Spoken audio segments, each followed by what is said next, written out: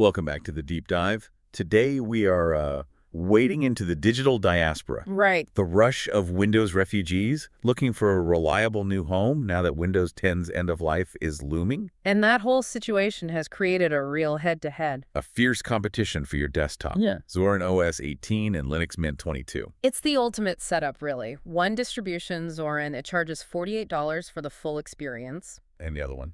Linux Mint gives you everything, completely free. So our mission today is to figure out what you are actually paying for, with that $48. Is it quality or is it just really good marketing? Exactly. What's fascinating, though, is that both of these are built on the same rock-solid base. The Ubuntu Foundation, and both promise support for you all the way until 2029. So they start from the same place. They do, but their strategies just diverge wildly. Zorin focused heavily on polish, on promotion. They scored over 100,000 downloads in just 2 days by targeting Windows migrants. And Mint. Mint has been the reliable alternative since, 2006? Their focus is purely on stability, on making that transition easy. Okay, let's unpack Zorin first, because the marketing is all about the aesthetics. Oh, it looks gorgeous, no question. I mean, the design is genuinely appealing. You can instantly switch between these layouts that look like Windows Modern or Windows Classic. Or even a Mac OS style. The free version, Zorin Core, gives you 4 of those layouts. There's always a but. There is. If you want the 6 premium layouts and a pre-installed creative software suite, you hit that $48 paywall for Zorin Pro. Wait, $48 for layouts? That feels less like an OS upgrade and more like buying a very, very expensive theme pack. Precisely. And that's where you look at Mint 22. It is completely free. No paywalls. No paywalls, no artificial limitations. It offers 3 desktop environments, a full software manager, total customization. And what does it look like? Well, their default, the Cinnamon environment, looks like what Windows 7 should have become. It's familiar, it's intuitive. Okay, so this really calls Zorin's pricing into question. It does, because that creative suite Zorin sells.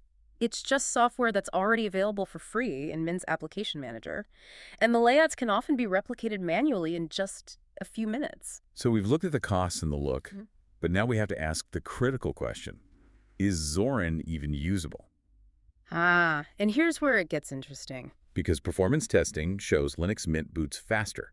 It's just more reliable on the older hardware, the kind most Windows refugees are actually using. Stability is the make-or-break factor. It just is.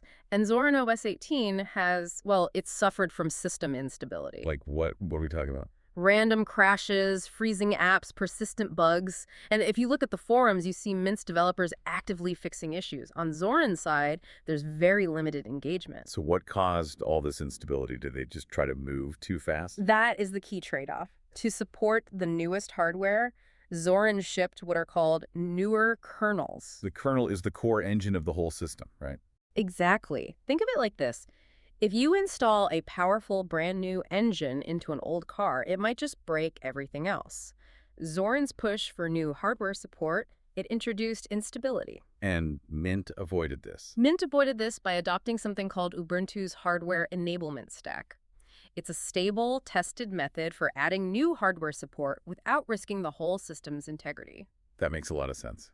And speaking of confusion, Mint's approach to installing apps seems much cleaner, too. Yes. For someone new to Linux, Zorin's approach is confusing.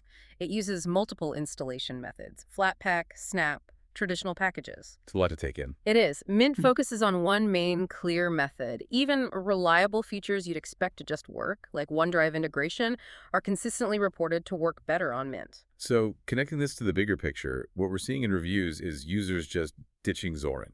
They're returning to Linux Mint, because fundamentally, reliability matters most. For Windows migrants who just need a desktop that works, the free option is delivering everything Zorin promises, but without the bugs. So the verdict seems pretty clear. It is. When stability is what you need, you can't pay your way out of engineering issues. The zero-cost option is, right now, the superior product. So what does this all mean for you? If the free, stable alternative is consistently outperforming the heavily marketed paid product, it raises a big question. How often in the tech world do we mistake expensive, glossy marketing and eye-catching aesthetics for genuine product quality and solid engineering?